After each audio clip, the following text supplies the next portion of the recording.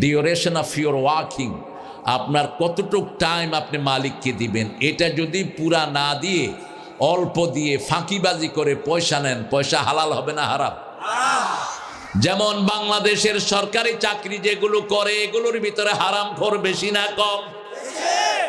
DC কে office দেয়া হয়েছে 8টা থেকে 5টা পর্যন্ত অফিস করবে, কিন্তু দেখা যায় ডিসি সাহেব নাই, ওসি সাহেব নাই।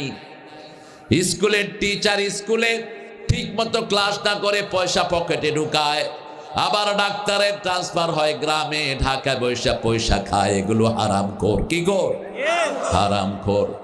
যেই সময়টা আপনি নিবেন সরকারের জন্য, যেই সময়ের জন্য আপনার টাকা বরাদ্দ হয়েছে, পুরা সময়টা আপনি তাকে দিতে হবে। আপনার মালিকের পক্ষ থেকে যেই কাজটা আপনার জন্য বরাদ্দ হয়েছে সেই কাজটা আপনি করবেন। কাজের বেলায় কোনো ফাঁকিবাজি যেন না হয়।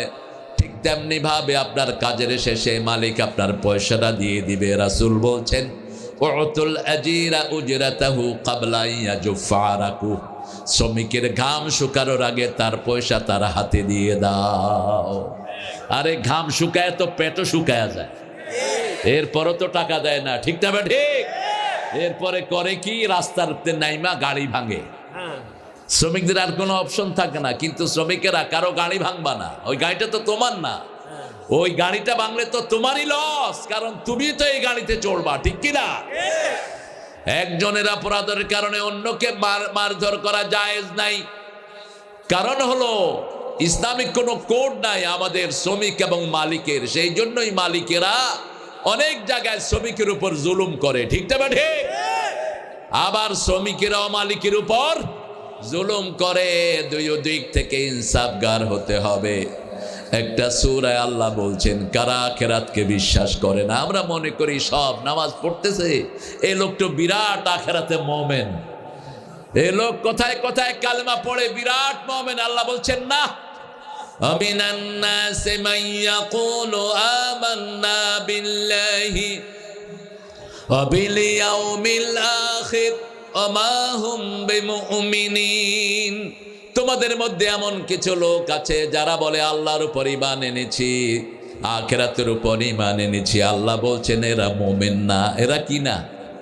কে বলছেন? আল্লাহ। আরে জোরে বলেন, এরা মুমিন না। আমরা বললাম এরা কি?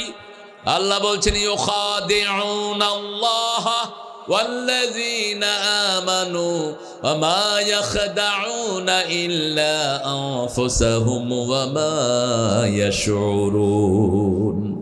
দে আর দ্য ডিসিভার। এরা ধোঁকাবাজ।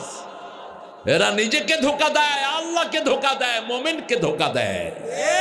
আসলে ওরা নিজেরাই ধোঁকায় পড়ে আছে। ঠিক না ঠিক? এই জন্য আল্লাহর বিধান কিভাবে মানলে ইমানদার হওয়া যাবে সেটা বলে দিয়েছেন কে? আল্লাহ। অনেক মানুষ তার আমলের কারণে আখিরাতকে অবিশ্বাস করে বসে আছে, কিন্তু সে সেটা জানে না।